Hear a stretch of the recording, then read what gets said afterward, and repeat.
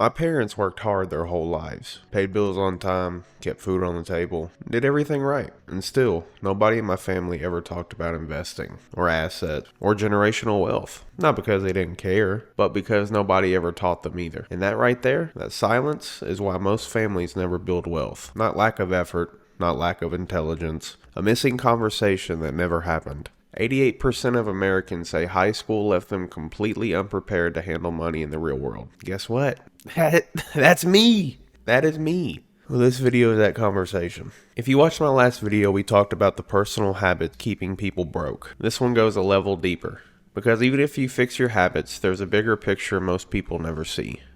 Some families compound wealth across generations almost automatically. Other families, just as hardworking, just as smart, reset to zero with every generation. The difference isn't luck. It's a specific set of advantages that get passed down, and a specific set of gaps that do too. Let's break it down. The head start most people don't see. Here's something that doesn't get talked about enough. A massive amount of wealth in this country isn't built from scratch. It's transferred. And here's the part that should make you think. About 1 in 3 Americans will eventually receive an inheritance. But almost 40% of all that transferred money flows directly to households already in the top 10% of income. Only about 20% reaches families in the bottom half. Only 20% in the bottom half. That is crazy. The people who need the head start the least get the most of it, and it's not always a big check. Sometimes it's more subtle than that. Parents who covered tuition so you can graduate debt-free. A family member who co-signed your first apartment. A down payment gifted for your first house. How about a parent who sat you down at 16 and explained what a Roth IRA is? I wish I had that. None of that shows up on a resume. Nobody brags about it, but compounded over time, it is an enormous head start. And if that wasn't in your household, you're not starting from zero, you're starting from behind, while also figuring out rules that nobody has ever explained to you. The asset gap nobody teaches you. Here's where the real divide lives. Wealthy families don't just have more money, they have a fundamentally different relationship with how money works. Most working and middle class families operate the same way. You work, you get paid, you spend, maybe you save a little.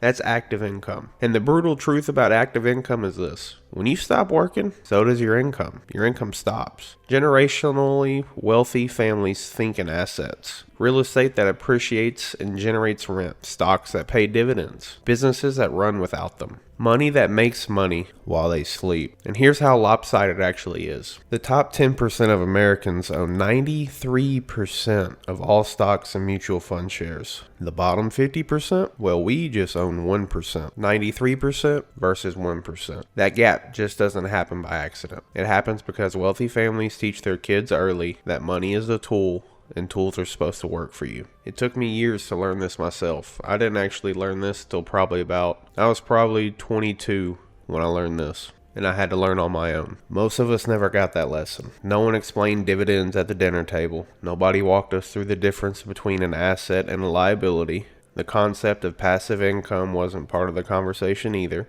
That knowledge gap is not small, and by the time most people figure it out, others who grew up with that information are already a decade ahead. The debt trap that resets the clock. Even when first-generation wealth builders start making progress, there's a structure almost perfectly designed to slow them down. Student loans. Americans now collectively hold $1.83 trillion in student loan debt, making it the second largest form of consumer debt in the country behind mortgages. Here's what that looks like in practice. Two people, same age, same degree, same job offer out of college. Person A, family helped with school, graduates with minimal debt, starts putting money into a Roth IRA at 22. Well, person B figured everything out alone, graduates with $40,000 in debt, and spends the next 6 to 8 years paying that student loan debt off before they can even think about investing. By the time person B is debt-free, person A has been compounding for nearly a decade. That is not a discipline gap. That is a structural gap, and it compounds, just like wealth does, except in the wrong direction. How you break the cycle. Here's where I want to be direct with you. This video isn't meant to make you feel like the deck is stacked and there's nothing you can do. That's not the goal here. It's meant to make you see the full picture. because you just can't win a game you don't understand. And here's what I genuinely believe. The first person in a family to truly understand how wealth works becomes the turning point for every generation that comes after. You don't need an inheritance to start, but you do need to think differently than the generation before you. Not because they were wrong, but because nobody taught them this either. Here's a few things that actually move the needle. Start owning assets as early as possible. Even $50 a month into a low index fund goes a long way. The habit matters more than the amount right now. Treat financial education like a second job. The wealth gap between people who understand money and people who don't is measurable, and it is massive. And be more open to talking about money. Generationally wealthy families pass down wealth because they pass down knowledge first. Money isn't taboo in those households. It's a skill taught intentionally. Start that conversation in your circle, even if you're the first one to bring it up, especially if you're the first one. I want to ask you something real. Was money talked about in your house growing up, or was it something that nobody ever touched? Drop it in the comments. I read every single one, and I think that answer explains more about where people end up financially than almost anything else. And if this video hit for you, send it to someone in your family, your younger sibling, a friend who's trying to figure this out, because this is a conversation most of us never had. Start it. Be the first. Here's the uncomfortable truth. The wealth gap between families isn't mainly about effort. It's about what got passed down and what didn't. Knowledge, access, a head start, a conversation at the dinner table that either happened or never did. And yeah, that's not fair. A lot of it isn't. But here's what's also true. The information that wealthy families have been passing down quietly for generations, it's available to you right now. Today, we have the whole world in the palm of our hands. The cycle doesn't have to continue. It breaks down the moment someone decides to learn what they were never taught and then actually does something with that knowledge. Maybe that's you. I'll see you in the next one. If you enjoyed the video or learned something, please be sure to like, comment, or subscribe. I would love to hear your thoughts in the comment section. I read every comment.